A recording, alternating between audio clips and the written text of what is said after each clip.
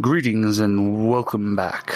We are finding ourselves back in another exciting episode of Romance of the Ship Kingdoms. On our last episode, we were introduced to Alcide, Figs, and of course the Seer. We will start this episode by joining another player that's been in the backgrounds. This was from our session 0. We find ourselves with Evern. Hello, folks. That's right. I'm back. And Evern, oh boy. well, Evern, you're on your ship right now. I believe you picked the Starmoth. I did. Excellent. You are drifting through the space sea, and your crew has been abuzz with energy. Oh. Because on the communication crystals, it's just coming in that, well, over on the Gifnd, things are getting kind of bad because Lord Gifnd is dead and his daughter, Treyya, is dead. It appears it's been an assassination by those dreaded Abyssal. I mean, what else can you expect from such a group?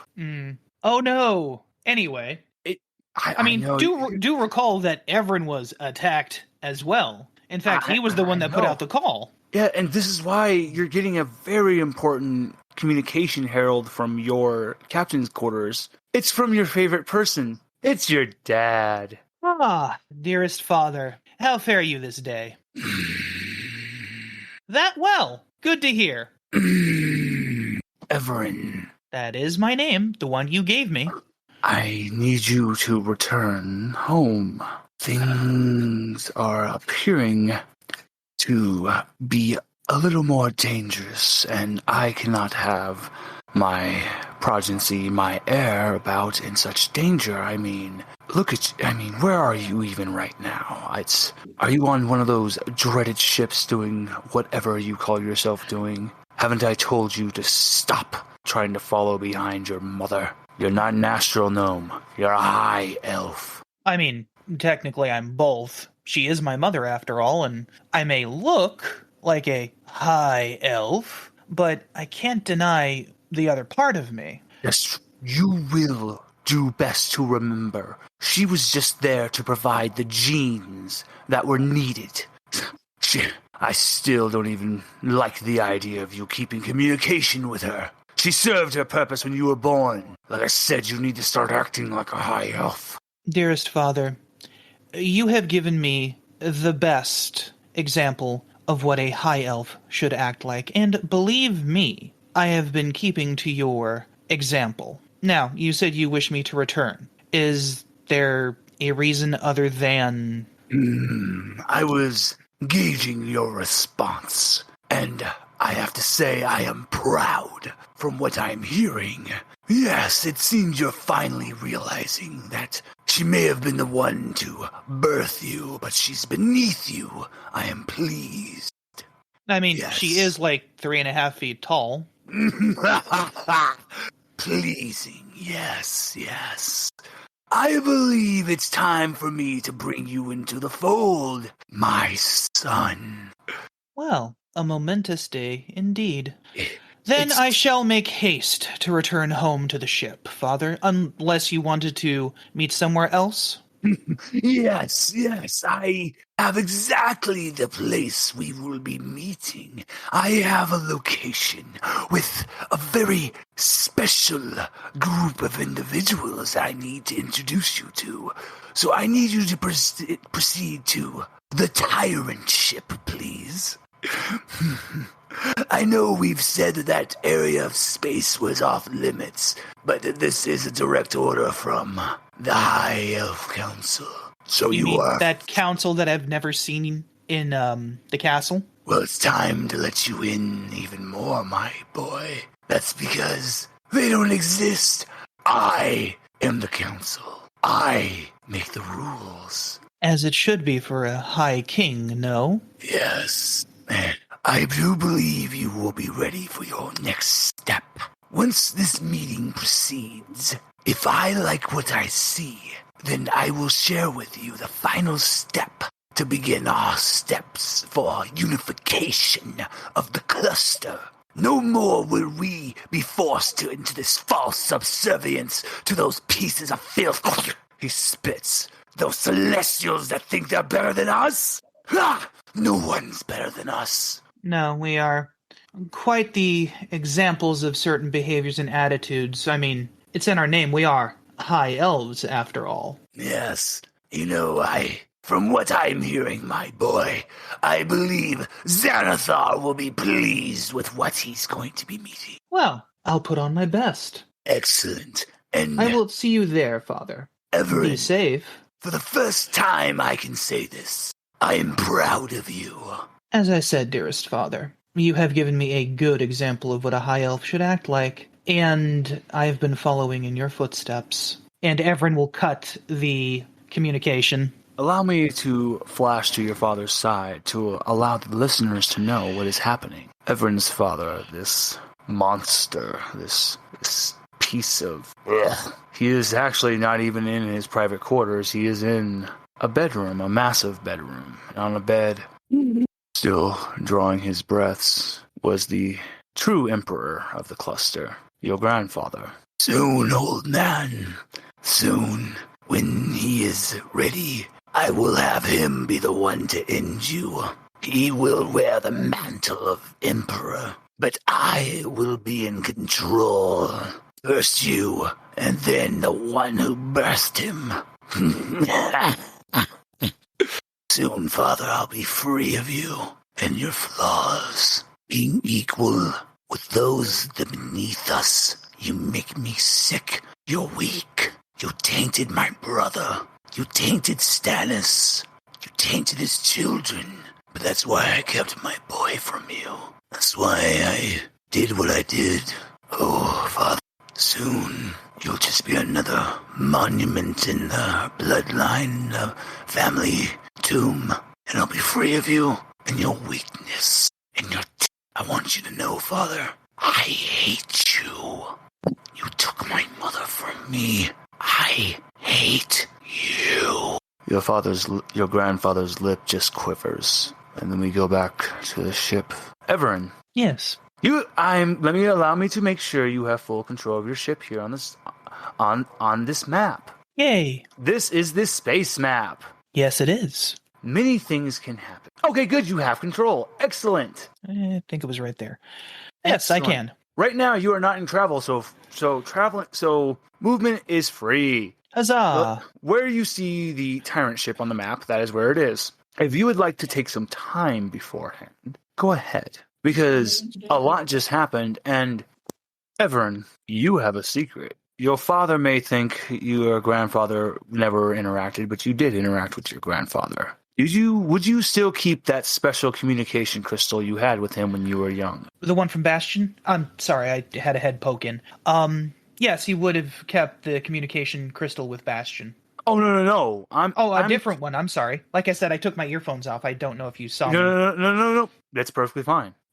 When you were younger, your grandfather did have interactions with you. It was kept secret from your father. Okay. Your grandfather gave you a very special communication crystal. Would you have kept it? Oh, for sure. Okay. Grandpa was probably one of my, few positive interactions growing up, considering how much of a peach my father is. Well, this is actually very good then, because the only other person who is open to this line of communication as this crystal is your uncle Stannis. Oh, excellent. Evern, are you there, my boy? You hear this coming from where you keep the crystal. I swear to the gods, he just can't be quiet. He routes through it, probably.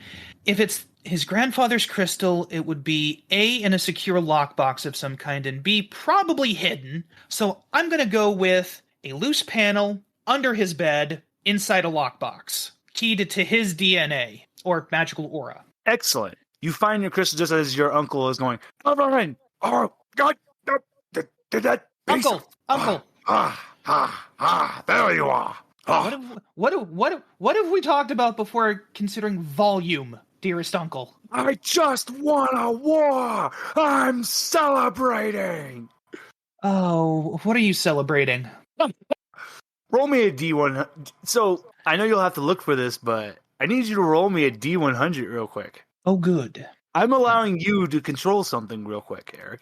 Oh, You're going to turn the tides of something for me. 74. I needed you to get a 60, so you beat it. Evern, I found the ints! You found... Tell me everything, Uncle. Yes! I never believed my brother when he said they betrayed my father, your grandfather. I've been out in the astral sea, exploring the depths, and I found the head of the dead god, and in there was a prison, Evern. Really? And in this prison were the Ents. Anyone else there? Yes, I was not able to save them all, my dear boy, and for this I apologize. No, this is good. If the Ents were imprisoned by Father... Oh, I have news concerning Father, by the way. Oh, you'll love this. You might actually get your war. But you cannot go off half-cocked. If you have taught me anything, dearest uncle, a master tactician like you will wait until this moment proper to strike. I am not allowing the cluster to suffer bloodshed from our feud. You are correct, my nephew. This is why you're my favorite. Dad, I'm right here. Quiet! Quiet! Hello, cousin. Hello, Evern. You're still my shining sun. You brought great pride. You would be proud of your cousin, Evern. He has really taken to becoming a great warlock. That's good news. This is why we, as you know, your father banished us. We are the black sheep of the family because we gave in to the magical arts. Yes, I have some ideas about that. And how is your mother?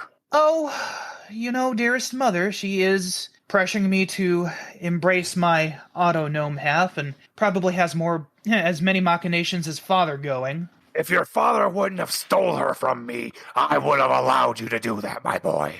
Well, I mean, to be fair, I'm doing it anyway. And Evern, do these crystals have a visual component to them? Why, yes, they do. Evern just starts twirling the keys his mother gave him around a finger. David, I will tell you, I'm proud of you, Evern. You've really learned well. Excellent. And Father has invited me to the Tyrant ship to meet Xanathar. So, looking upon your father, let's be honest, Stannis was more of your father than your actual father. Fair enough. But Stannis' armor, it's like a magnificent elk. The helm is like a humanoid elk shape with silver gilded antlers coming off of it. He has like a plumage that comes around his magnificent gilded silver armor. He is the silver elk on the battlefield. Nice. Even though he is brutal in combat, people cannot stop but be mesmerized in his movement. He is graceful and deadly. A wonderful combination. And yes, your uncle is, on the alignment chart, chaotic lawful. He's not evil. He's chaotic. Exactly. I can dig it. Yes, uncle. Dearest father has been most proud of my recent growth and has invited me into the fold. Like him. He had just admitted that there is no council. I am the council. I knew it. Which is why I asked if there was anyone else in the prison. That is them. It has to be the real council. Easy, uncle. If you can give me the information on where the head of the dead god is, I think I'll be able to take care of things. I would have made you roll persuasion, but you don't need to. You role-played that perfectly. Your uncle holding because he doesn't go into battle with a blade. He goes in with a massive gargantuan warhammer. As one does. He looks at his warhammer. Nephew, your words speak true, and I believe them. I will hold. I will yield. But father, no, son. Let us follow in your cousin's words. Let us see what his plan is. A quick and decisive strike. As I said, you will likely get your war. And if I have my way, it will be utterly humiliating to father. If you're going to the tyrant ship, I plan on stealing the tyrant ship, uncle. That actually wouldn't anger the one who's in charge there. I think you would gain his respect with such a spectacle. If you can arrange a meeting between me and Xanathar, because I still have my mighty purse, my war purse, my nephew. The coffers run deep. Remember, I was always smart with my funds. A lesson you taught me well. And if you can arrange such a meeting, I might just be able to offer some of said purse to Xanathar. Do not take his look as something of being malevolent. He may be a beholder, but there's more than meets the eyes, my dear nephew. All 10 of them, I'm sure. You remember. Good. Good, my nephew. Good. Now, you send me the information on the head of the dead god. I will send you the information of my conversation with Father. As you know, at least with him, I record everything, just in case. Excellent.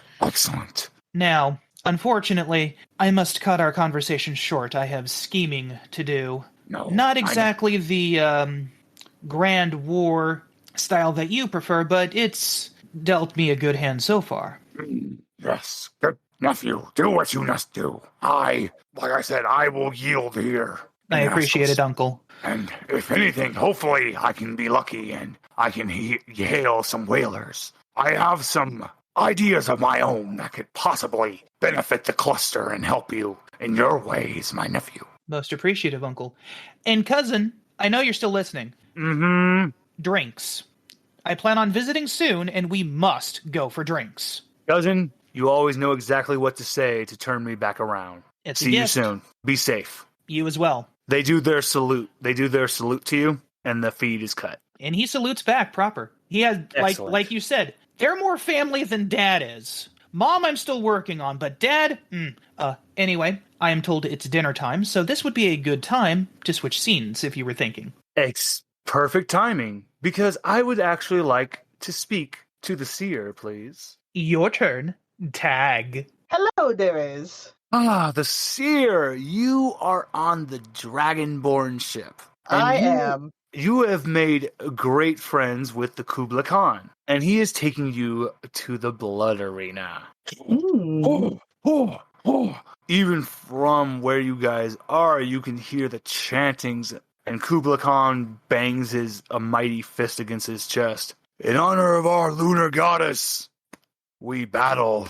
Nothing brings greater pride than a good fight. And you, my newfound little friend, you seem like you would enjoy a good fight. Well, I do enjoy a good shed of blood every now and then. Excellent. And you ride a mighty beast.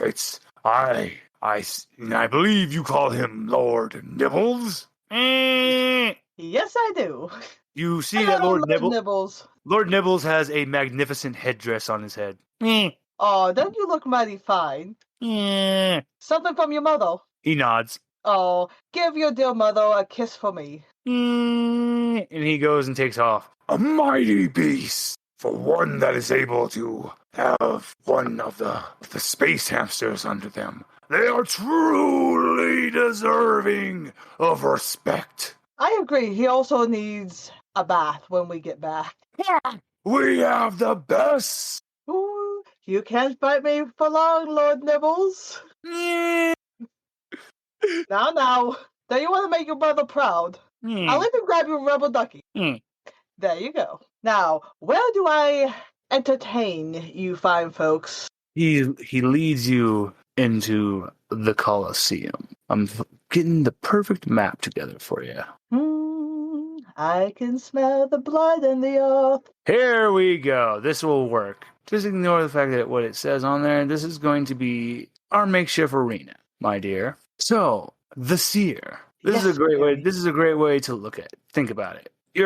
And allow me to just set some things up real quick. Boo, boo, boo, boo, boo, boo, boo, boo, boo, boo. If it'll let me. Okay. Because it's being silly, I'll just ping. The seer, you're led, well, not there yet. Just to like the outskirts of the entrance of the arena area. Okay. And this is when you're greeted by 2 female dragonborns. And Kubla goes, my dear ladies, he greets them. They do a little bow to you. And Kubla pats you, does a mighty hand patting you on the back. These will be, since you are going to be representing me, these will be the ones to adorn you in your battle garb. Battle garb, you say? Yes.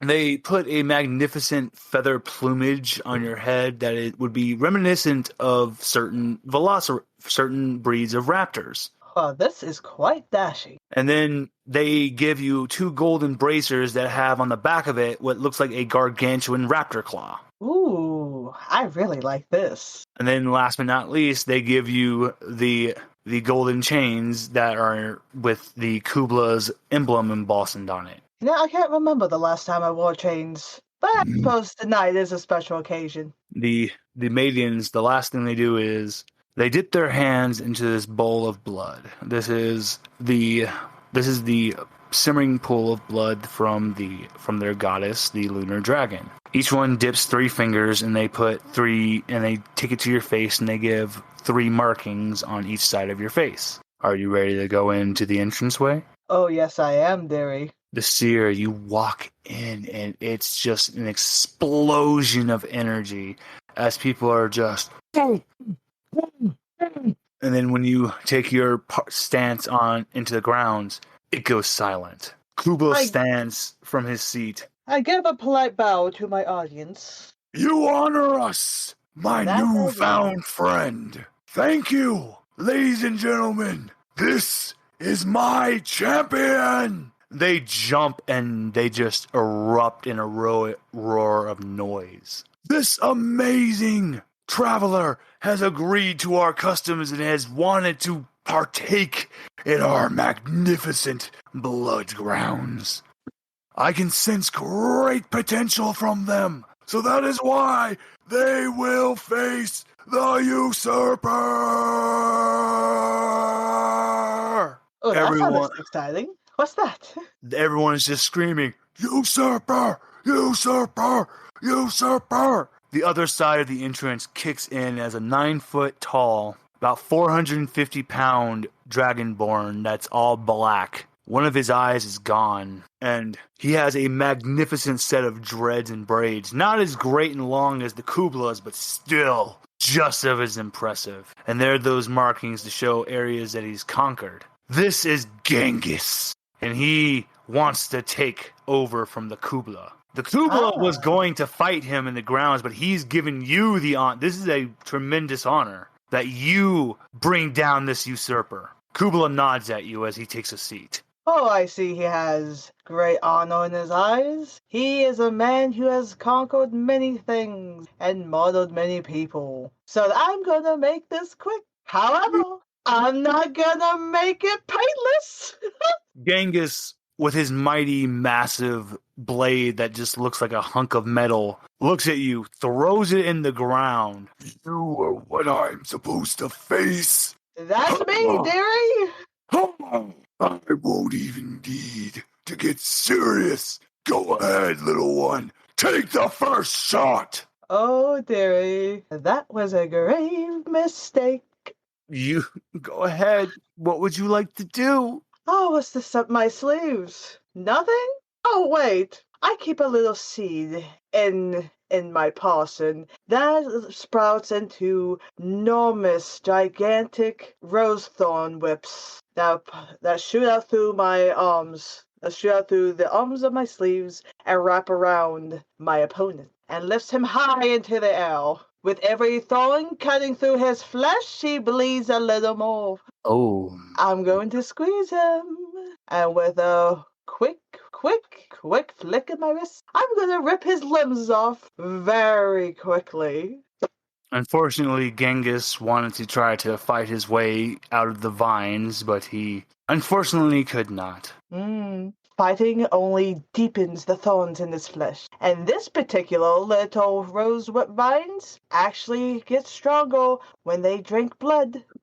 Genghis, as the vines envelop him, and then just a torrential pouring of blood comes down. The crowd erupts and screams.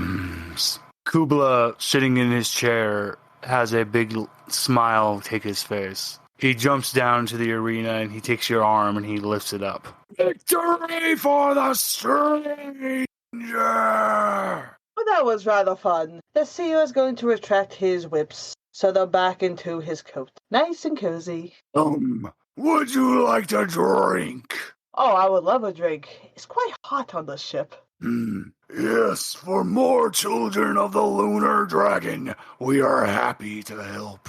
Yes, it's not lost on me, I know what you are, drow. Purified drow, if I am correct. That's what they say, dearie. You're one of the many children of the lunar dragon, so anyone that has her blessing is family to us. Your people are free to explore our grounds. Oh, I think that would be rather fun. And if you're looking for a new home, we are happy to accommodate. I appreciate the offer.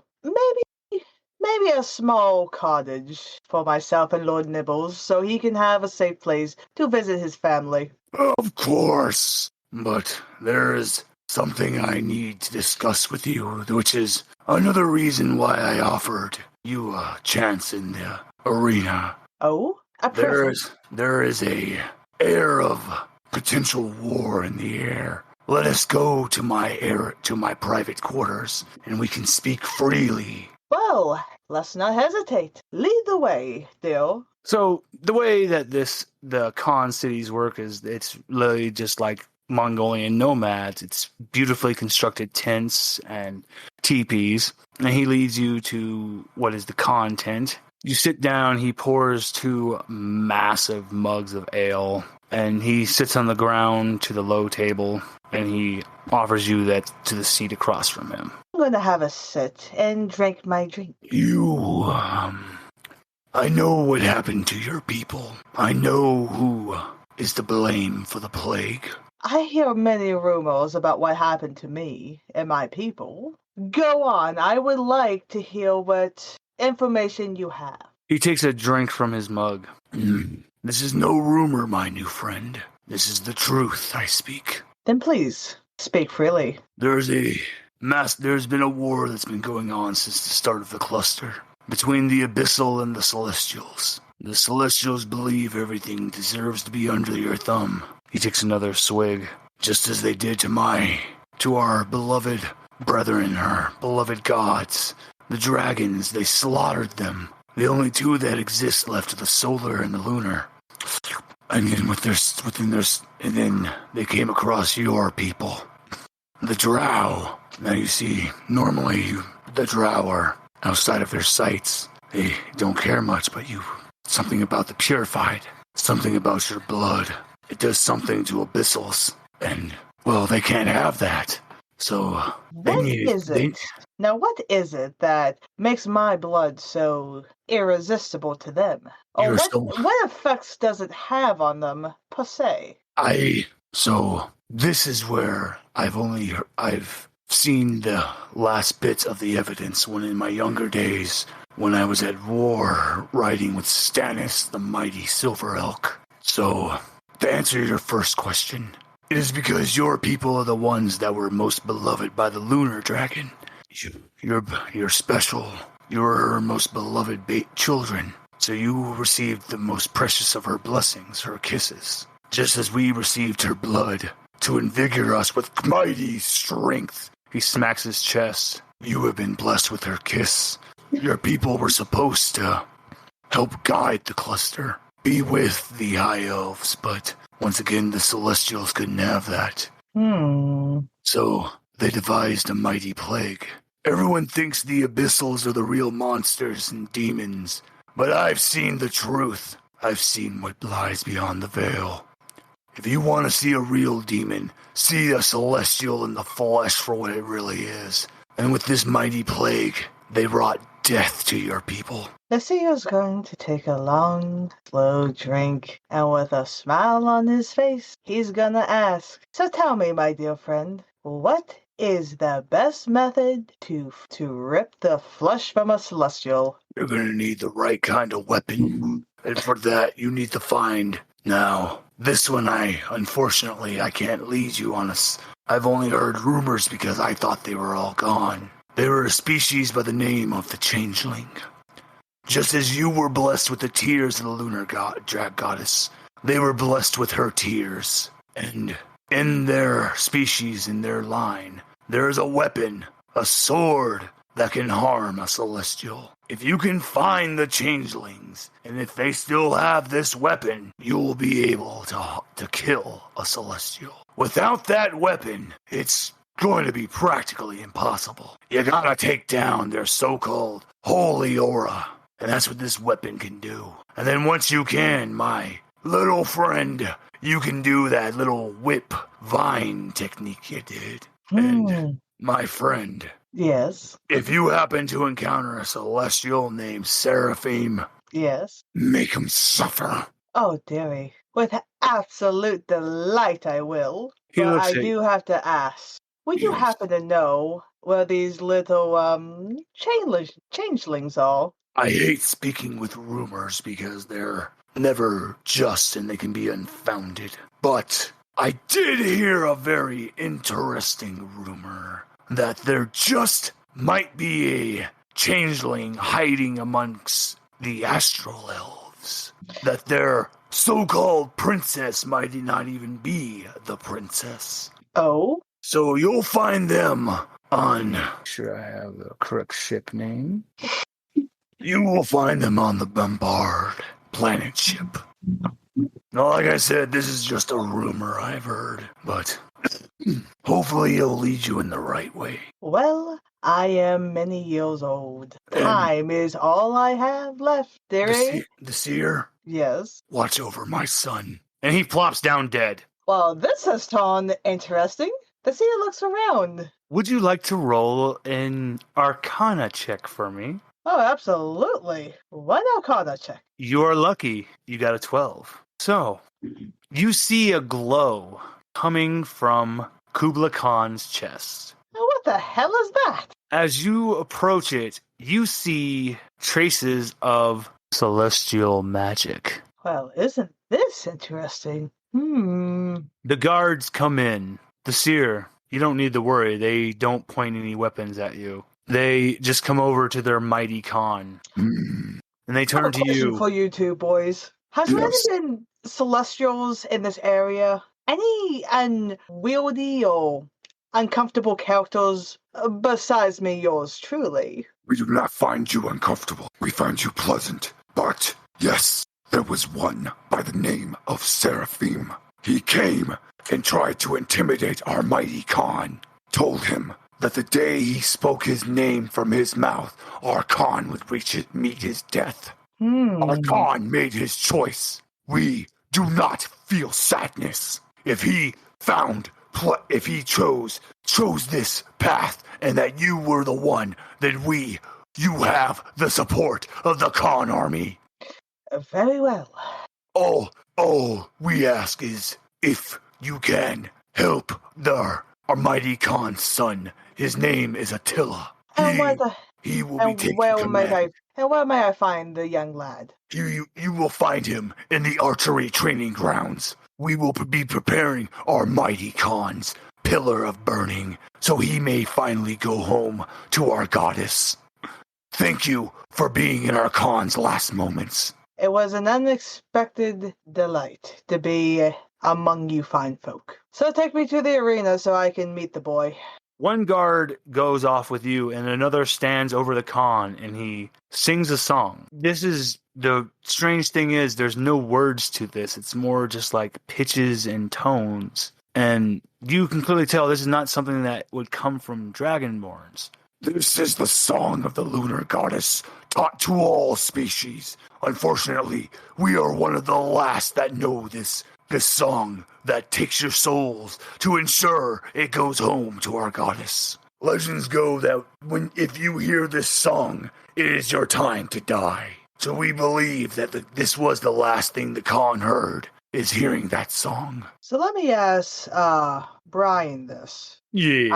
Out of character. Yes. Now, in your world with my character, would he know the song as well? Why, the seer, you caught me. Yes, you actually do know this song. I'll leave it up to you what you want to do with it. Because they think they're the only species that remembers this. The seer hears the song and he stops. He has sung that song many times to many of his fallen people a very long time ago. He has sung the song so many times that he couldn't cry anymore. And as he listens, he himself lends his voice to sing the song of the old lunar goddess once again. The guard drops to his knees in front of you, lowering his head, and I think, oh my god, you really killed it on this scene here. Oh my god. But right now, I want to leave it there for you, because now I finally want to come to the last person for this episode. Figs! Are you there, Kat?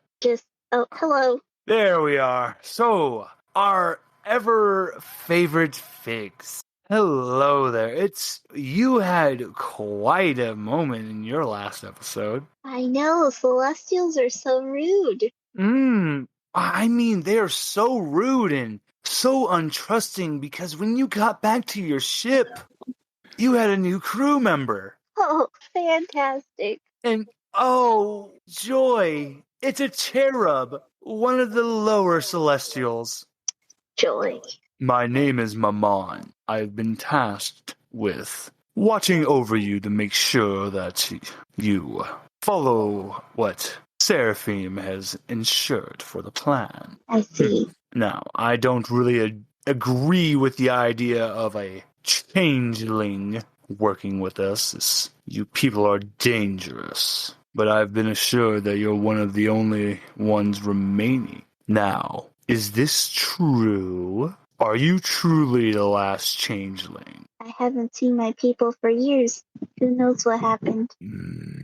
So, if I was to tell you I was one of the Celestials personally responsible for slaughtering most of your people, it wouldn't affect you? I don't know them. Okay, I believe you.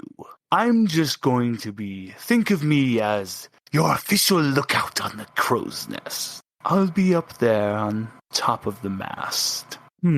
Little last soul changeling. All by herself. Bastion you can see him biting so hard his teeth, you can hear him almost cracking. She's gonna reach over and squeeze his hand, but it's no sweet tight, she's very upset too. He looks at you and he stops. Okay. Yes. Like I said, I am Maman, and I will be in your care. His wings flutter behind him as he flies up to the mast, and he just sits in the crow's nest. The princess, her lover, you and Bastion get to your captain's quarters. As Bastion closes the door, he drops to his knees. What is wrong with this fucking cluster? Celestials don't like anything different. It's the same thing that happened to the dragons is happening to my family. It's not right. We'll make it right. And that monster thinks I don't know what to do. As he turns and puts his back up against the door. What can I do to help? I thought at least we'd find some semblance of of safety, of that I wouldn't have to, that I'd finally escape the treachery that was my father. I'm just in worse and worse. He hugs onto you as he's just, and I find someone that is amazing person comes into my life, and then I find out that they've had a life even worse than mine. Oh. You have time to change it. After all, there is a gap in leadership among your people. That's why usually I would just retreat, because this is why I don't know what to do, because instead of being filled with this fear, I'm filled with anger. I want to make these people pay. I want to free us. I want the cluster. You can always turn anger to just keeping it where it all team. Figs, my friend you met back on our ship, on our planet ship, Evern, he's the only other person I've ever truly considered any form of closeness to me, and I think he is the person we should go to. So too. Because thankfully, he reaches into his lapel and pulls out a small communication crystal. This was something me and Evern have had since we were young, when we were first introduced by our fathers. just our way to when those nights would be so hard, and when my father would make me train with Treyya, and it was just a chance for her to beat me and abuse me. When I would lay in that bed with broken bones, waiting for the mending spells to work, I would just speak to Evern all night. He would make me not feel worthless. Evern weakly pulls up the crystal and goes, Evern, are you there? For you, my friend, any time. Bastion just finally just loses it, and he just starts to cry. I see. What happened? It's... Evern, it's awful. It's... I thought something called a Celestial was supposed to be good. Apparently not. But, Did you meet a Celestial? Yes, I'm with Figs right now. Figs, it's best if it comes from your own lips. Yeah, you sound like you need to lay in bed and do those meditations that we practiced when we were younger. Bastion hands you the communication crystal, Figs, and you see a little projection, and you see Evern in it. Figs. What happened? The Celestial figured out that I wasn't who I was saying I was, that the princess had already left the castle a long time ago. And to comply with him, that he wants to kill the current queen of the Astral Elves, he told me it was either that or he destroys everything I love. And even then, he went after my people. We're in dangerous times, Figs. Luckily, they're safe, but I don't know how much longer. As long as they think that we're dancing to their tunes, those who are as safe as they can be. Something I learned dealing with my father. You said a Celestial wanted you to kill and masquerade as the queen of the Astral Elves. Yes, he thinks she's too frivolous for his taste, and he wants to change that. Did this Celestial come down like a pillar of light or something? Or how did he reveal itself to you? He was disguised as a chancellor. I don't know how long he's been here, but he was there. Chancellor, Astral Elves. Winston Elfhill, it comes to your head. You last remembered speaking to him, and then there was a fucking Celestial walking away with him. And you remember this Celestial happily introduced himself to you as the General-in-Arms, Seraphim. I know who we're dealing with. Can't kill her. She was like a mother to me. No.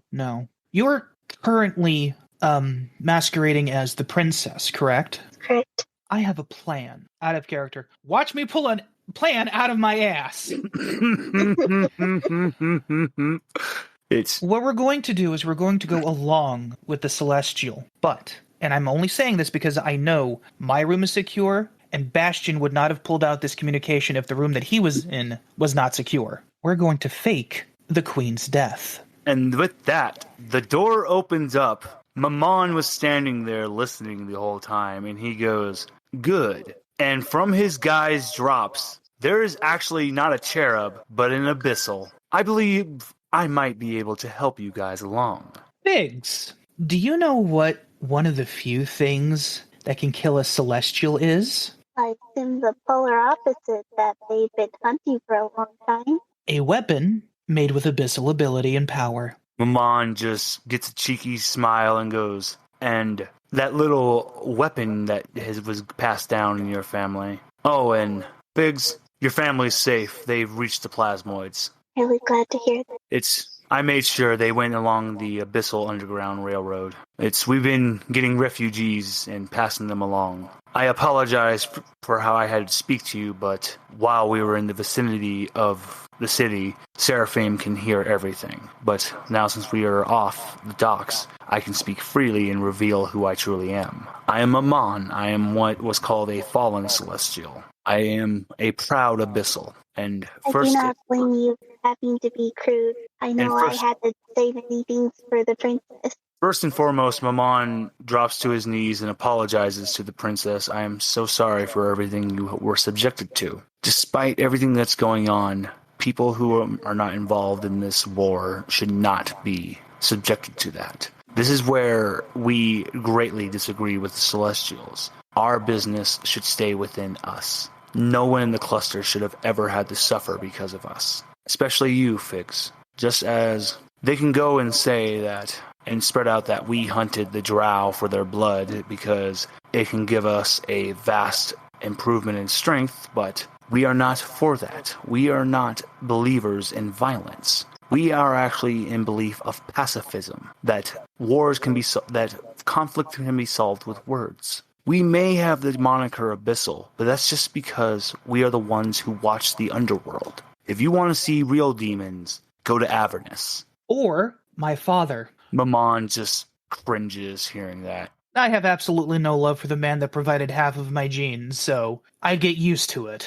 Now, I have something that I must speak to Bastion about. I do apologize for interrupting. Please. But Bastion never left. He stayed right there just listening. Things have gotten thicker, my friend. My father is proud of me and has decided to bring me into his fold.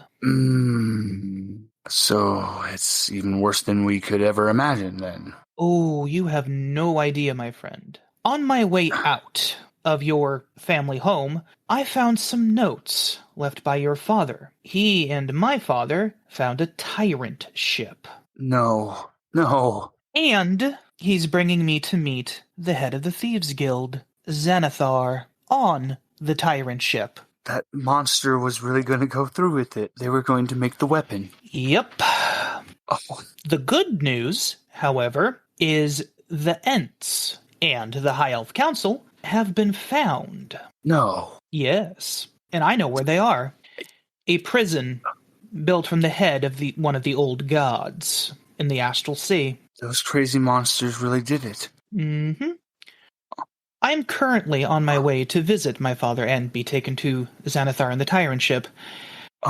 Yes? Evern, there's a horrifying rumor I heard about that prison, about who the warden is. Who? It's not really a person, it's a creature. Bastion starts to shake. Bastion, my friend. Be strong. It's called a Tarask. I'm sorry, could you repeat that? I thought he was lying, but my dad said that working with a fun individual, they were able to find the legendary creature, and what better to protect what needs to be kept hidden than the ultimate beast. They said they found a Tarask. Okay.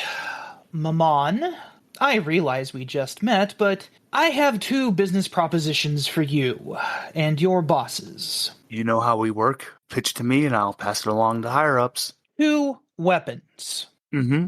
They don't have to be concealable, but I don't want them to be obvious. The first is a weapon capable of hiding from and destroying a celestial. The second is a weapon to deal with a Tarask. I will get to work on that right away. I appreciate it. And now... Have your people call my people. Of course. And now, my dear listeners, for the final scene of the episode, we see just drifting along the Astral Sea is the head of one of the dead gods. A vast complex. And we see the oldest of all the races and species sitting in a cell. And then coming in with wounds on its body, with mighty stomps, we see it, the legendary beast, the creature that fills any player, any person knowledgeable, that knows D&D. They know this. Just the name of it fills them with dread. This is it, the Tarask. As it stops, it turns around and just... Insert Godzilla roar here. Yep. And, dear listeners, this has been another amazing episode of Spelljammers. Romance the Ship Kingdoms. Until the next one, goodbye.